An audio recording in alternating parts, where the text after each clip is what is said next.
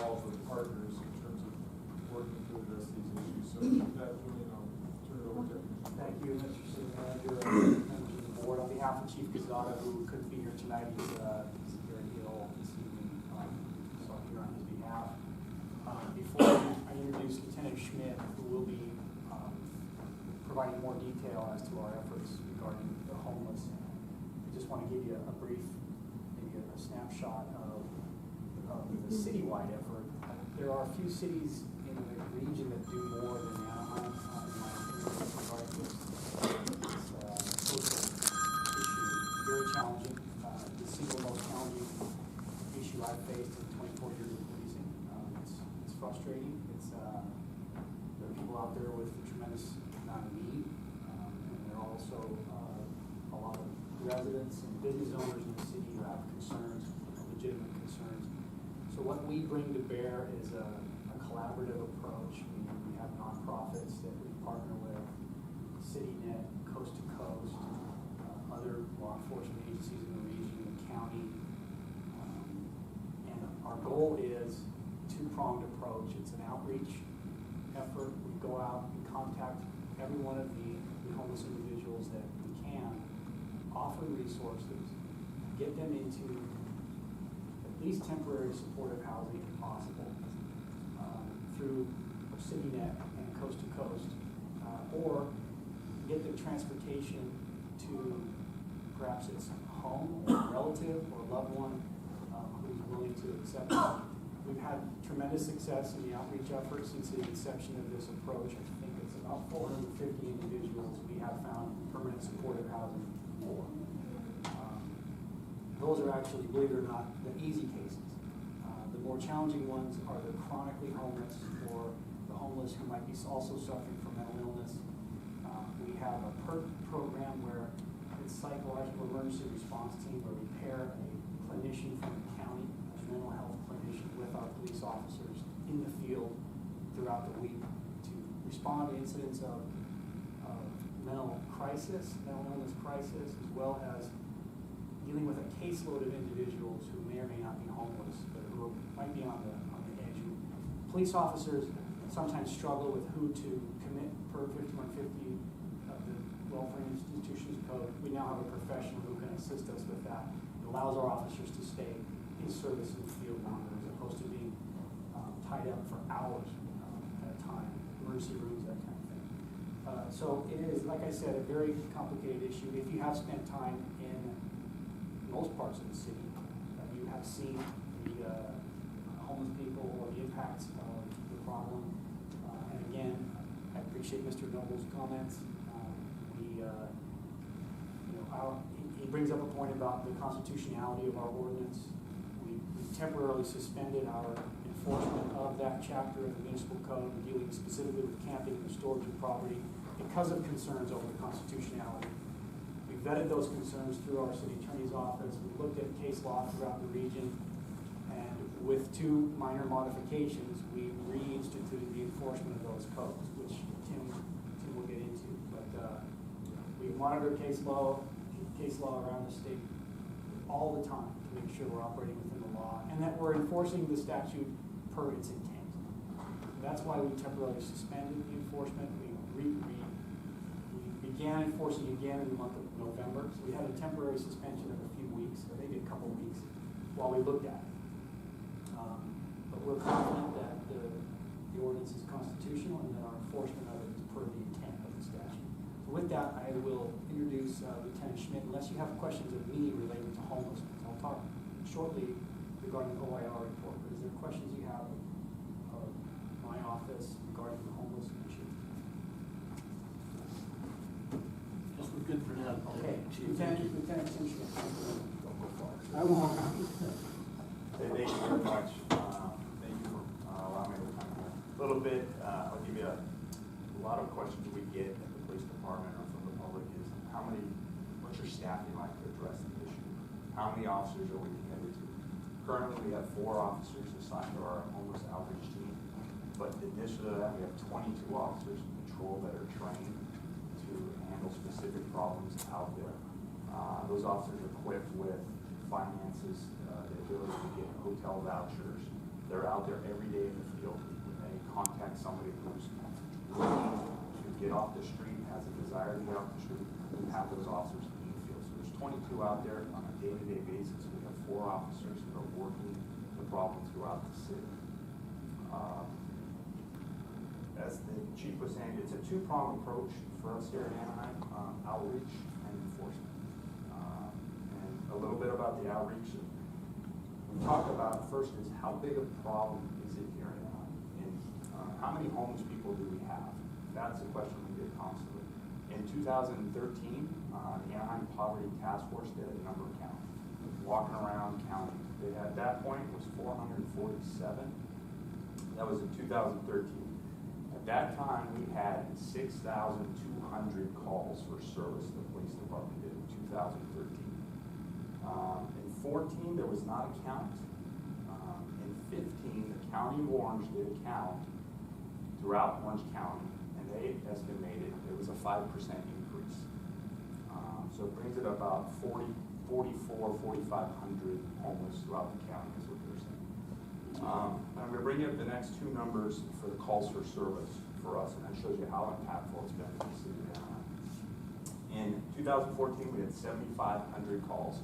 So we went up about 1,300 calls per se for level of service.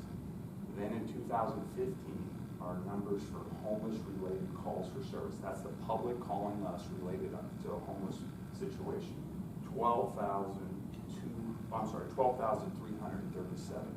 In 2 years, our level of service requests for a homeless-related incident involving a homeless person doubled. There's a lot of different reasons. One of them could be the status of Proposition 47 that came into effect in late 2014. That was the change of certain laws and the county releasing folks into the street that were ill-prepared to take care of themselves. So currently we're at a little over 12,000 calls for service. Highest months, when we talk about the highest months of service, it is actually the summertime. People are out, people are in our parks, and those generate the most of the calls that we get. We get June, July, and August, and impactful for the city of Anaheim. People want to know where are the homeless folks at. In central Anaheim, we have a large contingency of folks living at Palm Park. The biggest number is 75% of our calls for service are out in West Anaheim, west of Euclid, 75%. The biggest parks, Maxwell, Tualarie, Schweitzer Park, and Majeska. 75% of the calls in Anaheim. So one part of the city is more impacted than in the other parts, and it's definitely West Anaheim. About 10% of our calls or our homeless are veterans that served in the Middle East, Afghanistan, Iraq. We have resources, but that's kind of what we're finding, about 10%. A lot of times you'll say, well, who are the homeless people? We're finding mental health issues, people coming out of custody, parolees, probations, people who have not adjusted out of custody. We're finding veterans. We're finding people that are choosing to live outside on the street. We often refer to as urban campers that then decided to take a shelter to get off the street.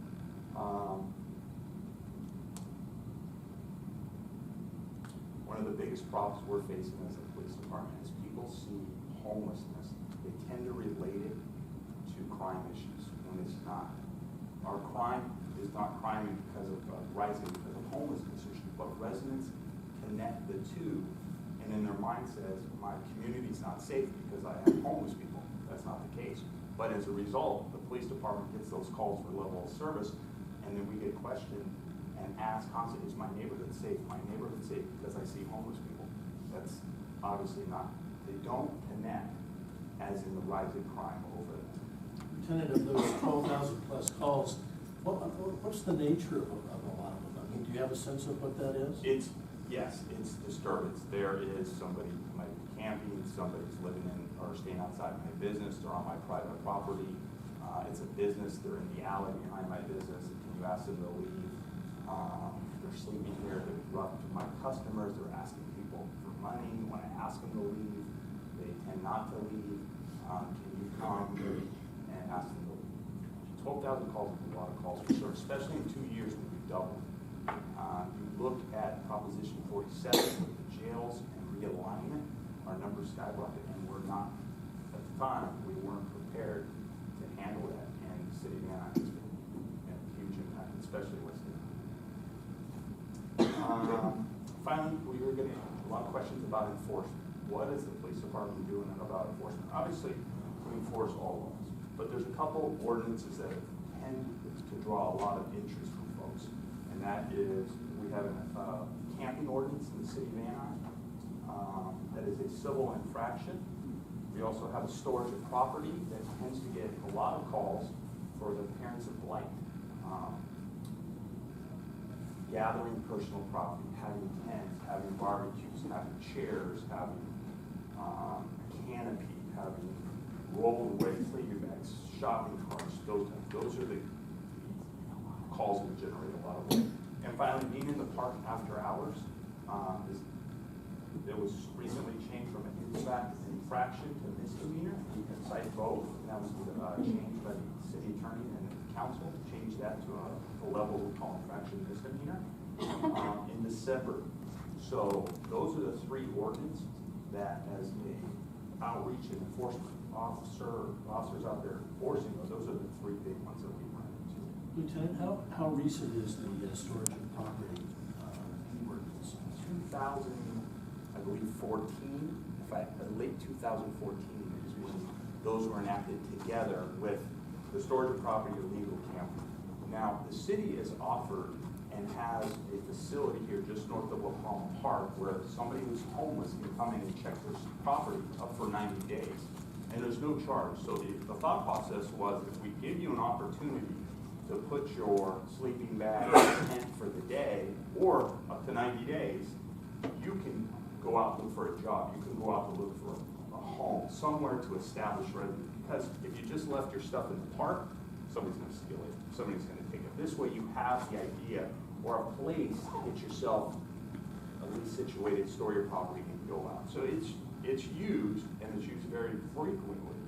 You know, we're full, but it tends to be exactly the point where they're just storing stuff. And we're not getting the, hey, I'm going to come back and get my property. Well, after the 90 days, we tend to have to dispose of stuff. Is there a place like that in West Anaheim? No, at this point, no, there isn't. There is discussion by some of our church groups at Beach and Ball to put up a location there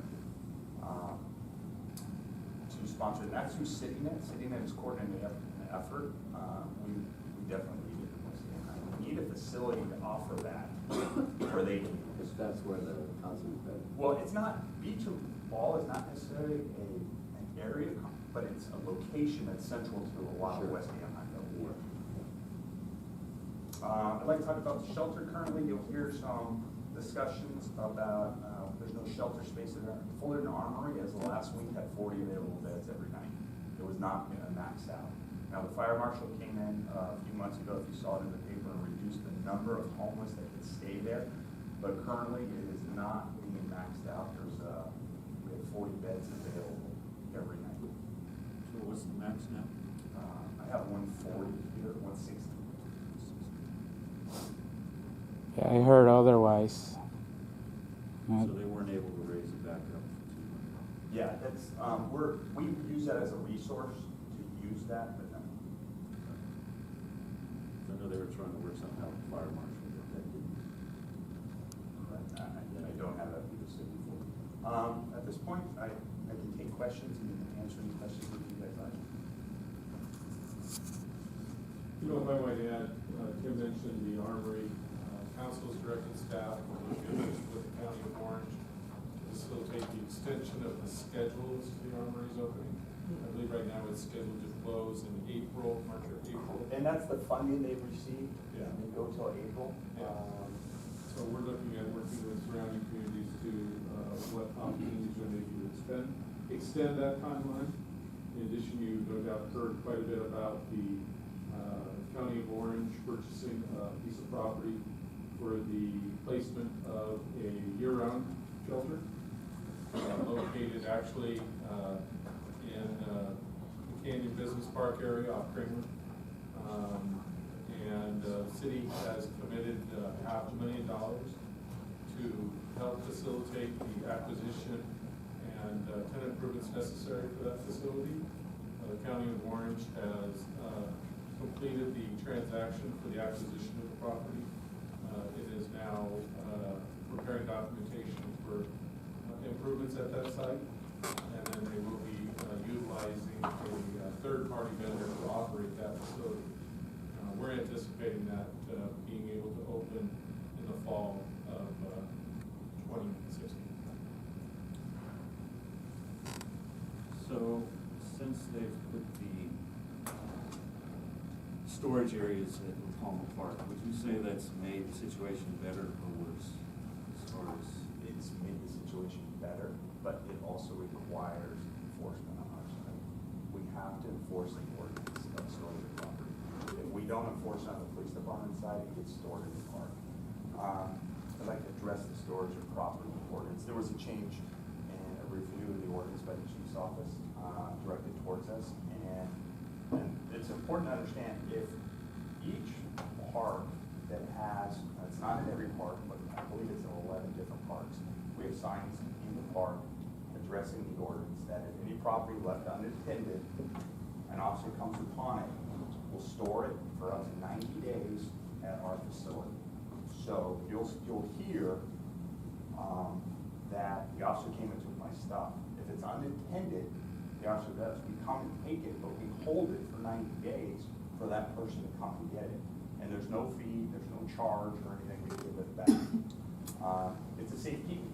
We just can't have property just piled up. If we did not have a storage facility there, that was a problem, and we did not enforce it, in my perspective, yes, that we would just pile up. It's a good thing, but we have to do our part too. As the police department, we have to do the enforcement and encourage people to use the storage facility.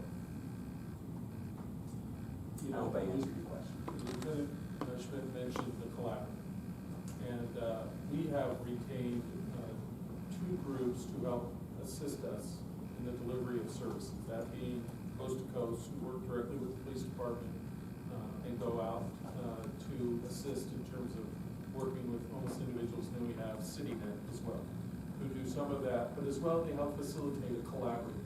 And this collaborative is made up of not only our own personnel, but also faith-based groups, other nonprofits, Illumination Foundation. There's a lot of players involved who are working hard to get as many resources as possible and dedicate them to assist in this endeavor. As Lieutenant Schmidt also mentioned, we have provided permanent supportive housing for 450. Well, that was our count 2 years ago. We still have people either who have fallen on hard times in Anaheim or come to Anaheim who are utilizing our property, city parks, to live. And so it's an ongoing challenge. We're going to, certainly with the shelter and 200 beds year round is going to assist us, but I don't want to give the false expectation it's going to solve the problem.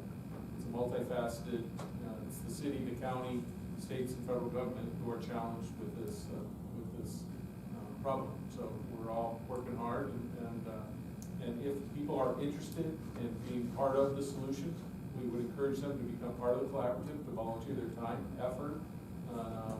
Certainly as Mr. Noble, in terms of mentoring an individual or working with a person one-on-one to seek out those opportunities.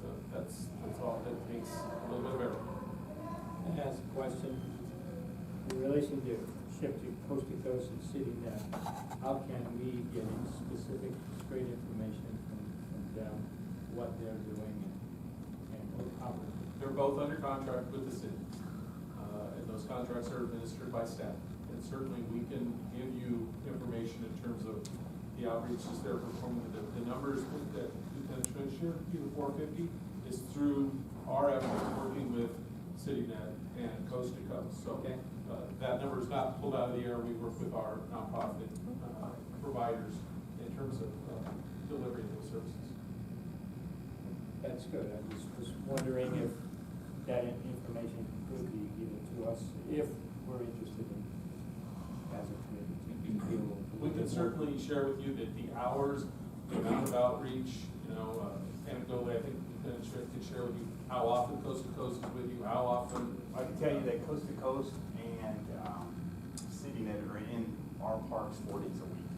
That's our agreement. They're in La Palma, Maxwell, Schweitzer, Buttery Park, and then Coast to Coast is with us 20 hours, directly with us 20 hours, and part of our homeless outreach.